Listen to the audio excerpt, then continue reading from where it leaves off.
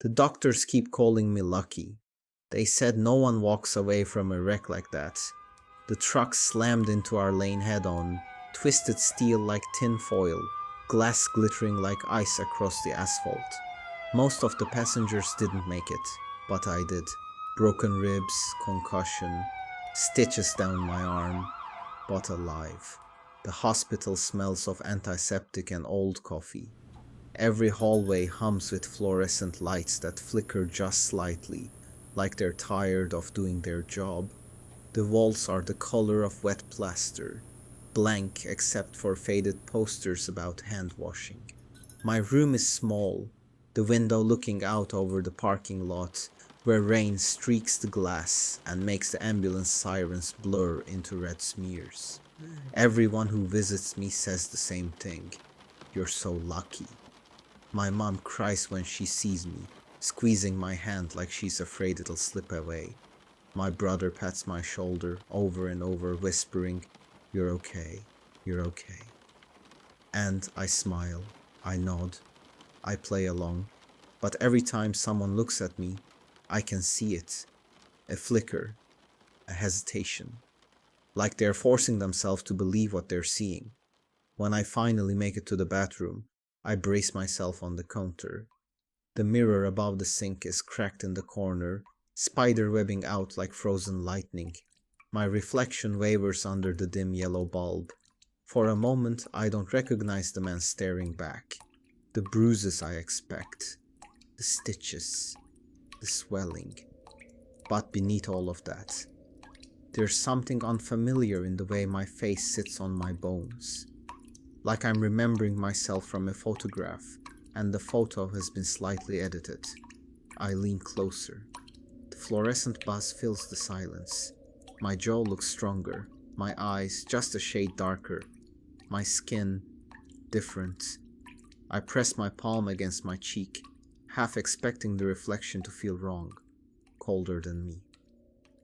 That night, the hospital is never quiet. Distant coughs echo down the hall. A monitor beeps in another room, irregular and sharp. Wheels squeak against linoleum as someone pushes a cart past my door.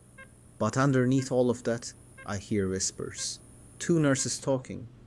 Too low for most people to notice, but I catch it. Can't believe it. All the others. Yeah. And this file doesn't make sense. The blood work. The voices stop when they realize I'm awake. The door stays closed. I close my eyes and pretend to sleep. But the silence that follows is heavier than the whispers. The doctors keep calling me lucky. But as I trace the unfamiliar lines of my own face under the harsh hospital light, I can't help but wonder, lucky to be alive, or lucky to be someone else. Getting discharged feels like freedom at first. The hospital gown, the IV beeps, the smell of bleach, all behind me. My body still aches, ribs tight when I breathe, but at least I'm walking, breathing fresh air again. The world outside feels different. The sky looks washed out pale grey. The streets feel louder than I remember. Engines and chatter blending into a roar. Maybe it's the concussion, maybe it's trauma. That's what I tell myself. I stop at a grocery store on the way home. The lights hum overhead. The floors are slick with fresh wax. The produce mist sprays cold water onto my arm as I walk past. For the first time in days, I almost feel normal. Then I hear it. A voice, sharp, trembling with relief. "Daniel?" Before I can react, a woman runs toward me. Mid-30s, hair pulled back in a messy bun, eyes swollen red like she's been crying for days. She throws her arms around me before I can say a word. "Oh my God, Daniel," I thought. Her voice cracks. "I thought you were gone." I freeze. My ribs scream as she squeezes me. But that isn't what makes my stomach drop. It's the name. I push her back gently. I think you've got the wrong guy." Her smile falters. For a moment, she looks at me like I've just stabbed her. "No, it's you. It's Daniel." Don't do this, people are watching now. Shoppers stand with cereal boxes in their hands, staring at us like a scene unfolding on TV. I'm not Daniel, I tell her, more firmly this time. I don't know you. Tears spill down her face. She shakes her head violently, backing away. Her hand clamps over her mouth. She whispers something I can't quite hear, and then she turns and bolts down the aisle, vanishing into the crowd. I stand there, everyone still staring, my chest tight. My heart pounds so hard it rattles my ribs. By the time I pay and leave, I've convinced myself it's grief or a mistake. People see what they want to see, right? But later that same day, I stop for coffee. The cafe smells like burnt beans and sugar, indie music low in the background. The barista looks up and his face lights up in recognition. Hey, you're back, he says. Haven't seen you in forever. How's the new place? The words slide into me like ice water. I don't know him. I don't know this place. And I've never moved anywhere. I don't answer. I just leave the coffee behind and walk out the door. By the time I make it home, my hands won't stop shaking. The groceries are still in the bag, sweating through the plastic. My phone vibrates with messages from friends, checking in. Normal voices, familiar words, but they feel far away. Because twice in one day, total strangers knew me by names I've never had. That night, I stand in front of the bathroom mirror. The light above hums, flickering in uneven bursts. My reflection stares back, exhausted, pale, dark circles under its eyes. I lean closer, studying every line, every bruise. And then the thought hits me with a weight that nearly knocks the air from my lungs. I don't see myself in the reflection. I see someone else. I start checking mirrors the way some people check locked doors. Every morning, every night, sometimes in between. I tell myself I just want reassurance, proof that I'm still me. But the more I look, the less certain I am. In the bathroom mirror, my jaw looks sharper. In the hallway mirror at work, it looks rounder, softer.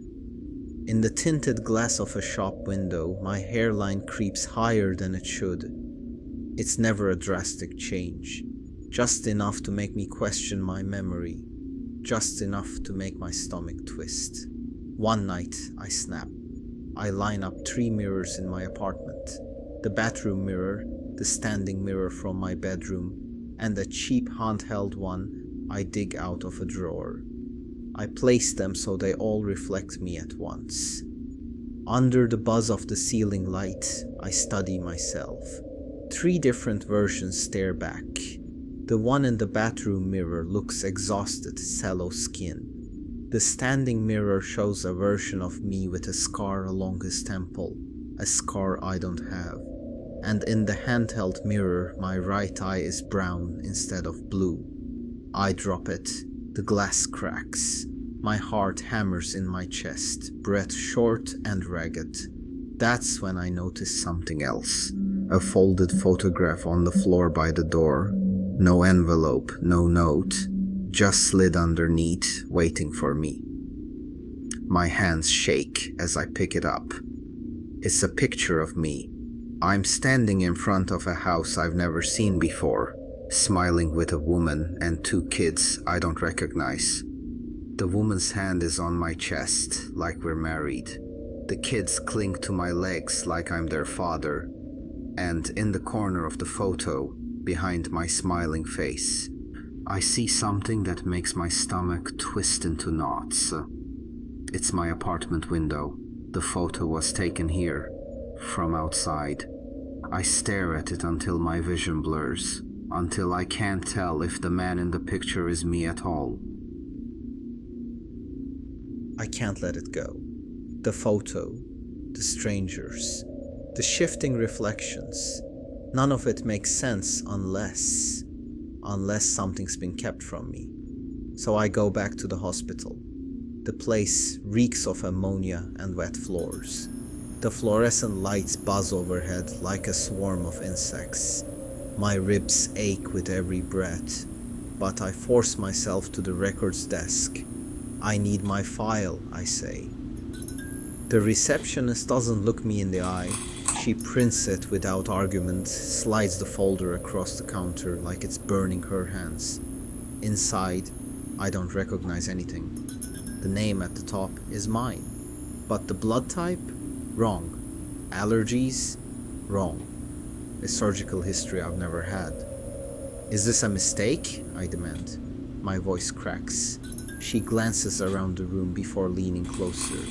Her voice is a whisper. If you want the truth, go downstairs, the basement, but you won't thank me for it.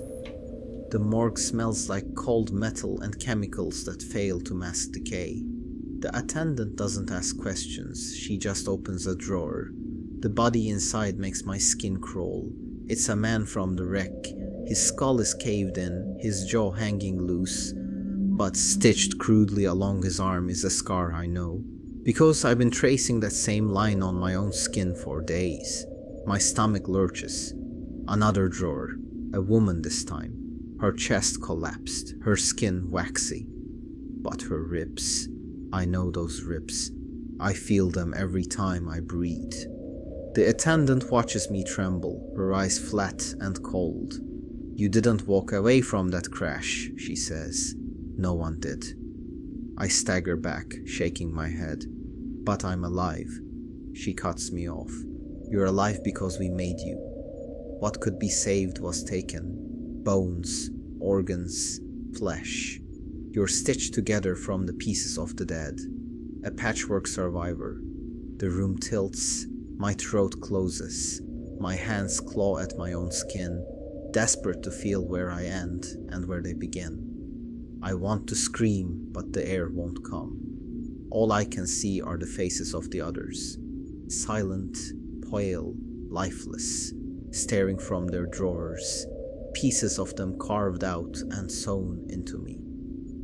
Every stranger who's recognized me wasn't wrong. They were seeing the parts of their son, their husband, their friend, still walking, wearing my name. I am not lucky. I am stolen. I don't remember the walk home. I only remember the feeling of every step, heavy, unsteady, like my own body no longer trusts me to move it. I sit with the photo for hours. The smiling man with the wife and children, his hand on their shoulders like he belongs there. At first I tell myself it's just another stranger's face grafted onto me, a cruel coincidence. But the longer I look, the harder it is to push back the feeling clawing at me. Because I don't just see the photo, I remember it. I can hear the children's voices. I can taste the smoke of the barbecue that must have been behind the camera. I can feel the weight of a wedding ring pressing against my skin, a ring I've never worn. My hands tremble so violently I nearly tear the photo in half. That night the memories keep coming.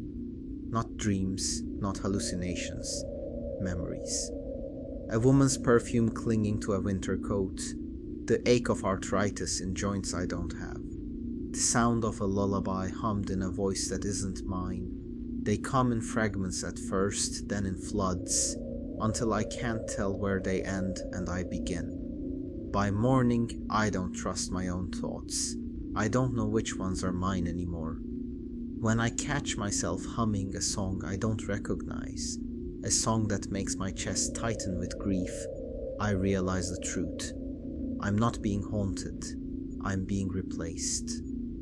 The lives sewn into me are waking up, louder each day, drowning out the man I used to be. Their habits, their pains, their voices, pushing mine further down into the dark. And the terrifying part isn't that I'll die. It's that I'll vanish, smothered beneath lives that aren't mine. One day soon, there will be nothing left of the man who sat in this apartment, who once knew who he was. When people stop me on the street, calling me by names I don't know, maybe they're not wrong. Maybe they're seeing the future. Maybe they're already meeting the others, through me. And when they finally finish taking back what's theirs, there won't be anything left for me at all. Just silence, in a body that no longer remembers I was ever here.